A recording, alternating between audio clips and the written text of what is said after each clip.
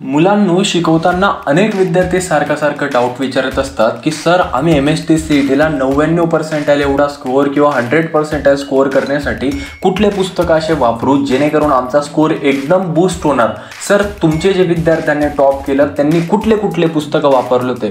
मुलांना आपण सर्व गोष्टी या व्हिडिओमध्ये डिस्कस करणार आहे, सर्व गोष्टी सांगणार आहे की कुठलं पुस्तक तुम्हाला यूज करायचं आहे, कुठल्या पुस्तकातून थेरी करायचं, किती रोज MST-CET क्लियर टॉप करण्यासाठी किती MCQ सॉल्व केले पाहिजे, या सर्व गोष्टी मी तुम्हाला सांगणार आहे।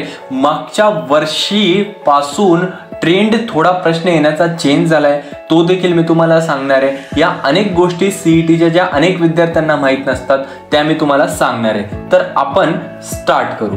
मुलांना सर्वात प्रथम पहिली गोष्ट जी असते, जी अनेक विद्यार्थी मला विचारतात की सर आम्ही थेरी कुठल्या पुस्तकातून करू। मुलांना मी त्यांना एकच गोष्ट सांगतो की तुम्हाला तुमची संपूर्ण थेरी जी आहे ती तुम्हाला तुमच्या HSC बोर्ड बुक मधून करणं अत्यंत आवश्यक आहे। आता जो ट्रेंड चेंज झालाय तुमच्या MST-CETचा, जो आता सध्या ट्रेंड चेंज झालाय, आता जी CET सेल आहे जी आपली CET कंडक्ट करते ती आता थोडा पेपरचा पॅटर्न चेंज करायला लागले। म्हणजे काय सर, अनेक वर्षांपासून सारखे एकच सारखे प्रश्न रिपीट होत होते। मुलांना आता CET सेल जवळपास थोडे प्रमाणामध्ये ती संख्या कमी केली आणि ती एक नवीन पद्धतीने नवीन प्रश्न प्रत्येक वर्षाला विचारण्याचा आता ट्राय सुरू आहे। मुलांनो आता पुस्तकांमध्ये सर्वात पहिली जी गोष्ट असणार आहे ती थेरी। आता तुम्हाला ज्या वेळेस थेरी करायची, थेरॉटिकल पार्ट तुम्हाला सर्व तुमच्या HSC बोर्डाच्या पुस्तकातून करायचं आहे। HSC बोर्डाचे जे तुमचे पुस्तक असणार आहे ते मॅथ्स असू द्या, फिजिक्स असू द्या, केमिस्ट्री असू द्या किंवा बायोलॉजी असू द्या, हे चारही सब्जेक्टसाठी तुम्हाला तुमचा HSC बोर्डचे असणारे पुस्तके यूज करायचे। त्यांच्यामधून तुम्हाला संपूर्ण थेरी कव्हर करायची। मुलांना सोबत थेरी सोबत अनेक गोष्टी तुम्हाला करायच्या। थेरी सोबत तुम्हाला पुस्तकामध्ये असणारे सॉल्व्ड प्रॉब्लेम सॉल्व करायचे। हे सॉल्व्ड प्रॉब्लेम अनेक विद्यार्थी सोडतात आणि तिथंच ते मार्क्स त्यांचे कमी होत असतात, म्हणून तुम्हाला सर्वात प्रथम सॉल्व्ड प्रॉब्लेम करायचे आहे।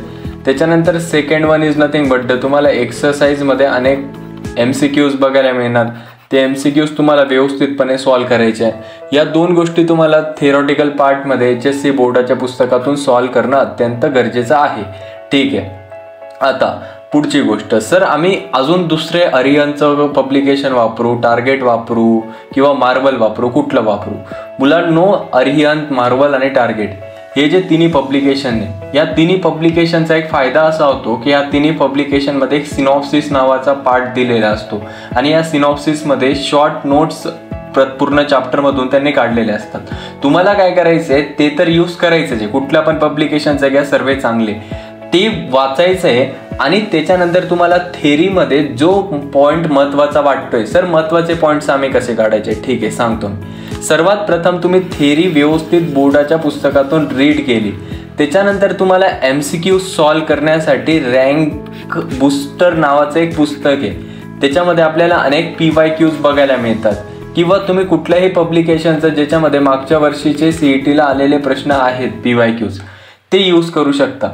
तुम्ही ज्यावेळेस थेरॉटिकल पार्ट करणार आहे त्याच्यानंतर तुम्हाला हे PYQs सॉल्व करायचे आणि PYQs जवळपास दिवसाला 30 ते 40 सॉल्व करायचे आणि त्याच्यामधून तुम्हाला कळणार की कुठला पॉईंट थेरॉटिकल पार्टमधला सारखा रिपीट होतोय आणि ते तुम्हाला तुमच्या शॉर्ट बुकमध्ये किंवा सिनॉप्सिसमध्ये ॲड करत जायचं आहे। मुलांना तुम्हाला मी सांगितल्याप्रमाणे 2 ते 3 पुस्तकं वापरायचे। सर्वात प्रथम थेरॉटिकल पार्टसाठी तुम्हाला बोर्डाचं पुस्तक वाचणं कंपल्सरी आहे। हे पुस्तक नाही वाचलं म्हणजे समजायचं आहे नुसतं टार्गेट, अरिहंत आणि मार्वल हे करून काही होणार नाही। तुम्हाला बोर्डाच्या पुस्तकावर भर देणं अत्यंत गरजेचं आहे। याच्यामधून तुम्हाला थेरी करायची, थेरीमधले तुम्हाला सर्वेच्या सर्व सॉल्व प्रॉब्लेम सॉल्व करायचे आहे, एक्सरसाइजमधले MCQs सॉल्व करायचे, त्याच्यानंतर MCQs सॉल्व करण्यासाठी तुम्हाला रँक बूस्टर, टार्गेट किंवा मार्वल हे पब्लिकेशनचे मागच्या वर्षी आलेले प्रश्न जे आहे ज्या पब्लिकेशनमध्ये ते एक पुस्तक वापरायचं आहे। त्यानंतर मार्वलचे वगैरे तुम्हाला सिनॉप्सिस रीड करायचं आहे आणि हे सर्व करून झाल्यानंतर तुम्हाला जो महत्त्वाचा पॉईंट वाटला तो त्या सिनॉप्सिसमध्ये अजून ॲड करत जायचं आहे. मुलांना एवढे 3 पुस्तकं जरी वाचले तरी मोर दॅन इनफ आहे टू स्कोअर मोर दॅन 99% का सर असं सांगताय तुम्ही?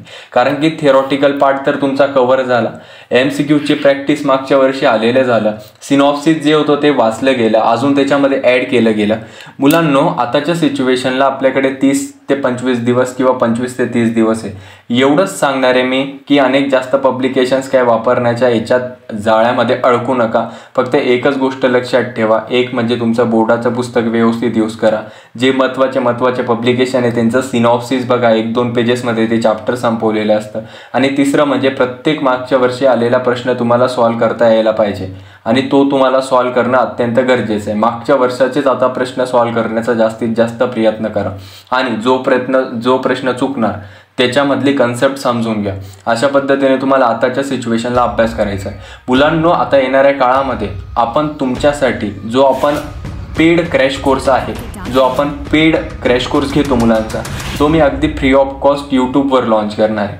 आणि हा लॉन्च करत असल्यामुळे 1 ते 2 दिवसांमध्ये तुम्हाला त्याचा व्हिडिओ चॅनलवर बघायला मिळणार आहे. तुम्हाला सर्व गोष्टी CETसाठी फ्री ऑफ कॉस्ट प्रोव्हाइड केल्या जाणार. इम्पॉर्टंट नोट्स असू द्या, PDF असू द्या किंवा इम्पॉर्टंट लेक्चर्स असू द्या, या सर्व गोष्टी तुम्हाला चॅनलवर बघायला मिळणार आहे. त्याच्यामुळे तुम्ही चॅनलला सबस्क्राईब करणं अत्यंत गरजेचं आहे. त्याच्याने तुमचीच मदत होणार, तुमच्यासोबत असणाऱ्या मित्रांची मदत होणार आहे. एवढंच सांगणारे सर्वांनी व्यवस्थित अभ्यास करा. अनेक मोठ्या प्रमाणामध्ये छान आणि इम्पॉर्टंट नॉलेजफुल व्हिडिओज मी तुम्हाला डेली जेव्हा गरज पडणार तेव्हा अपलोड करणार आहे. त्याच्यामुळे तुम्ही चॅनलला सबस्क्राईब करा मुलांनो आणि व्यवस्थित अभ्यास करा. सर्वांना ऑल द व्हेरी बेस्ट. आणि इथं आपण थांबूया.